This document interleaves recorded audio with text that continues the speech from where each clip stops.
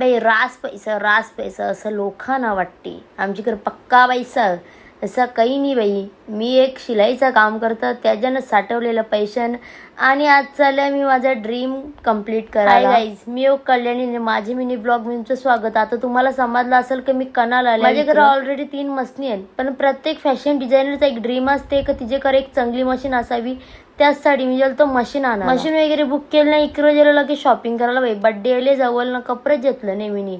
मग घरात जाताना मिठाई घेतली ना. फायनली माझी मशीन आली आमच्या दारात. अर्ध्या ना वाटेल की हिला आला युट्यूबचा पैसा. तरी तुमचं सगळ्यांचा गैरसमज. मला अजून युट्यूबची इन्कम चालू झालेली नाही, फक्त पिन कोड आलेला. तर लोकांना वाटते की मला युट्यूब इन्कम आहे, ते असं काहीच नाही गाईज. फक्त दिवस रात्र मेहनत करून स्वतःचं स्वप्न पूर्ण करता आणि सगळं पॉसिबल होते माझे शिलाई मुलं. पहिल्यांदा अशी मी मशीन यूज करणार म्हणून त्याची करून सगळी माहिती करून घेतली. नंतर काही प्रॉब्लेम नको व्हायला बाई. बाकी का मम्मी पप्पाचा आशीर्वाद ना पब्लिकचा सपोर्ट म्हणून मी आजपर्यंत इथं. लाईफ मध्ये जर काही कमवायचं असेल ना, सक्सेस व्हायचं असेल ना, तर मेहनत जाम महत्वाची आहे गाई. पण या सगळ्या तरीला बाजूला जळणारी लोक एके बाजूला, यांचं तर काही सांगूच नका बाबा. यांना तर असं वाटते दुसऱ्यांची पोरा पुरं जेलीच कामा नाही पाहिजे, यांचीच पोरा सगळ्यांना हुशार पाहिजे. अजून का बोलू, जलनेवालू की दुवा. तुम्ही माझं कॉन्टेंट चोरू शकता, पण माझ्या अंगात असलेली कला ती तर नाही चोरू शकत ना. आणि हा व्हिडिओ बघून बुरी नजर वाले तेरा मुख. जर तुम्हाला तुमच्या बाप्पाचा सपोर्ट असेल तर दुनिया का बोलते याच्याशी मतलब नाही ठेवायचा.